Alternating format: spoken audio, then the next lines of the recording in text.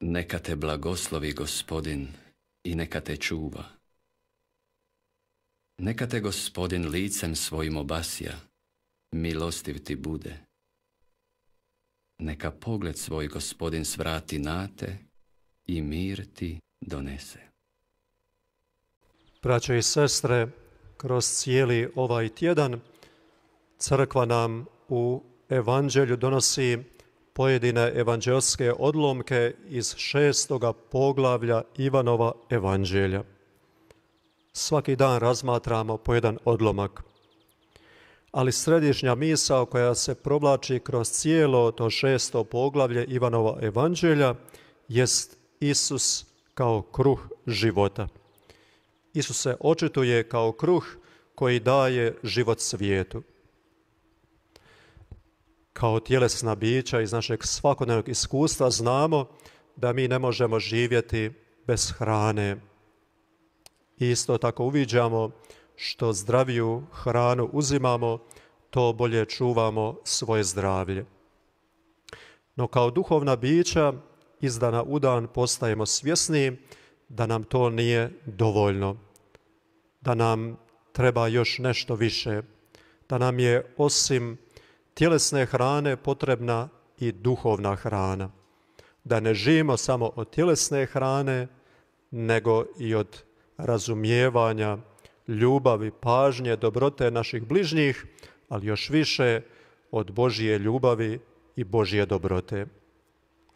A Bog nam svoju ljubav i svoju dobrotu daruje osobito u Isusu Kristu, kojega nam daruje kao kruh života. Dok razmišljamo o Isusu kao kruhu života, pred nama se postavlja pitanje čime hranim svoj duhovni život. Potrebno je dakle nečim nahraniti i svoju dušu. Čime je hranim? Dok tražimo odgovor na ovo pitanje, svatko za sebe, moramo se sjetiti da sve ono što čitamo, gledamo ili slušamo, da sve to u nas ulazi kao hrana naše duše, da sve to u nama ostavlja traga. Stoga se važno upitati što to ja čitam, gledam, slušam, kakvu literaturu, kakve knjige, kakve članke čitam, što gledam, kakve filmove, kakve video uratke, što slušam, kakvu glazbu. Zarobljava li me to što čitam, gledam ili slušam ili me uistinu čini slobodnim? Evo sve je to, braćo i sestre, važno večeras upitati se dok razmišljamo o Isusu kao kruhu života, kao našoj duhovnoj hrani. Hranimo li svoju dušu njegovom riječju? Čitamo li Sveto pismo? Čitamo li duhovnu literaturu, katolički tisak? Jer rekli smo, sve što čitamo, gledamo, slušamo, sve to zapravo ulazi u našu dušu i ostavlja svoj trag. Zato je važno uvijek iznova paziti na to što čitam, gledam ili slušam. Isus nam se, dakle, danas u evanđelju nudi upravo kao duhovna hrana. A gdje primamo tu duhovnu hranu? Na osobit način, kako znamo, upravo ovdje u ovom slavlju na kojem smo se okupili, u slavlju svete Euharistije. Kruh koji ću ja dati, tijelo je moje za život svijeta, kaže Isus, i znamo kako je to uistinu učinio na posljednjoj večeri i nama to ostavio kao veliki dar da uvijek iznova činimo njemu na spomen, a nama na duhovnu korist. Stoga smo pozvani upitati se činimo li to doista, hranimo li se Isusom i potičemo li na to svoje bližnje, osobito mlade i djecu. Čime hranimo naše mlade i djecu? Hranimo li ih, ne daj Bože, psovkom? Znamo sve što dijete sluša, ono to upija kao što spužva upija vodu i jednostavno uči i to kasnije ponavlja, često i ne zna što izgovara i onda to prijeđe u naviku i onda to ostaje i ne da se kasnije iskorijeniti. Stoga je veoma, veoma važno da mi stariji dobro pripazimo što govorimo, osobito pred djecom, pred mladima, čime ih hranimo. Pripazimo osobito na to da ih ne hranimo psovkom, teškom psovkom, jer to jednostavno ulazi u njih i ostaje u njima i na nama je da se pobrinemo da to tako ne bude. Kakvim primjerom hranimo naše mlade, našu djecu? Pokazujemo li svojim primjerom da je Isus za nas uistinu duhovna hrana i da nam se osobito daruje u Euharistiji? Ako se trudimo redovito sudjelovati i ići na svetu misu, onda im doista pokazujemo dobar primjer gdje će potražiti istinsku hranu za svoju dušu. Ako se klanjamo Isusu u presvetom oltarskom sakramentu, isto tako svojim primjerom pokazujemo što je zapravo istinska hrana duše. Evo, trudimo se, braćo i sestre, svojim primjerom poticati osobito mlade i djecu, to će se njima zasigurno duboko usjeći u srce, u um, u pamet, pa nekada ako to i zaborave, sigurno će opet kasnije se ponovno k tome vratiti. Past će im to negdje na um, pa čak i ako se nerijetko u svojoj mladeničkoj dobi od toga malo udalje ili to zaborave. Ali da bismo, braćo i sestre, mogli uvijek iznova odazivati se ovom Isusovom pozivu da se njime hranimo, potrebno je uvijek iznova sebi dozivati u svijest, u pamet, zašto nam je Euharistija, sveta misa, toliko bitna. Pokušajmo nabrajati barem nekoliko razloga. Znamo da je temelj naše vjere Isusovo uskrsnuće kojemu je prethodila muka i smrt. I da nas je Isus tim svojim djelom, mukom, smrću i uskrsnućem otkupio i spasio. A zapravo u svakoj svetoj misi se to njegovo spasensko djelo za nas posadašnjuje, uprisutnjuje.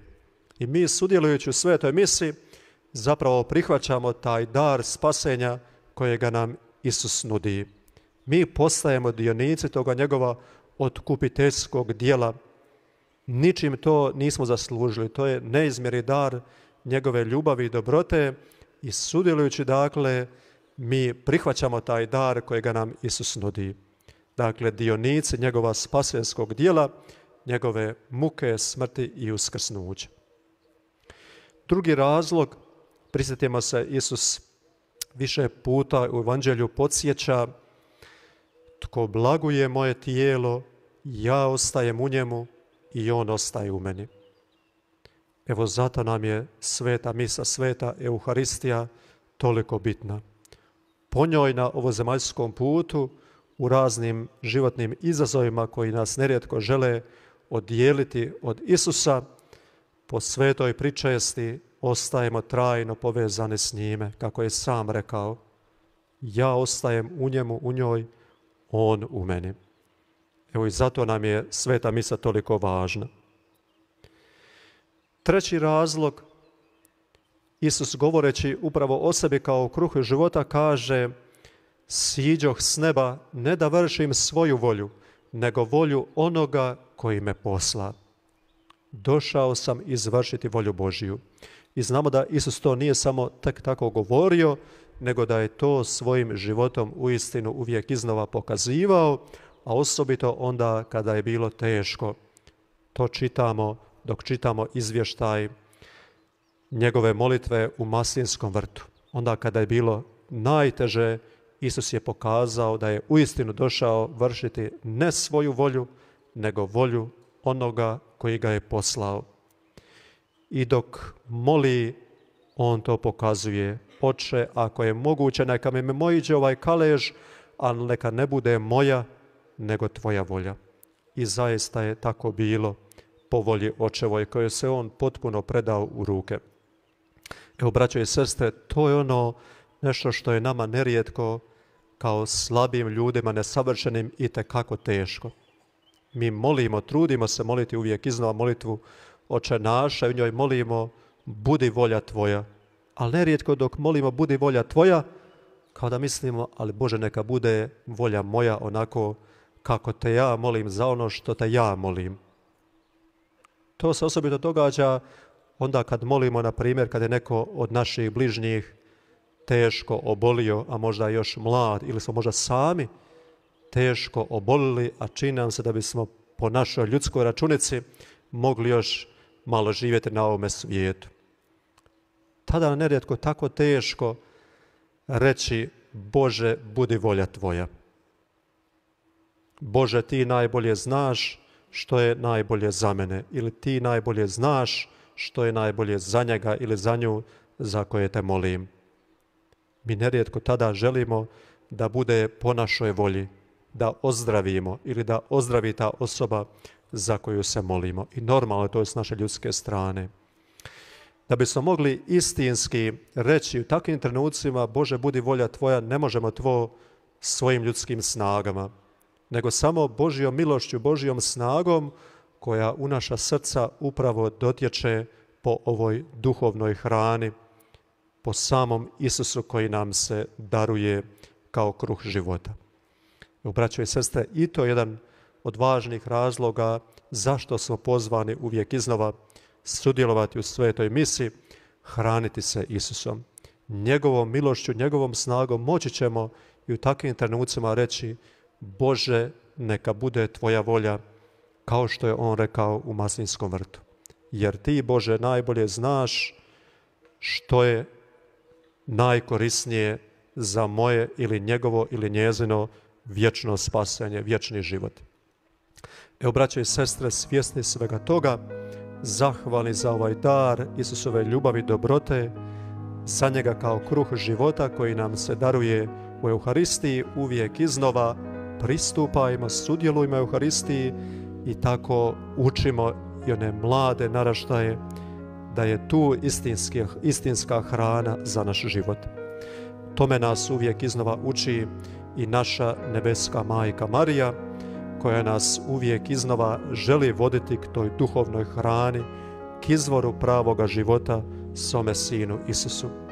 Pa neka nas ona svojim majčinskim zagovorom uvijek prati na našem životnom putu. Amen.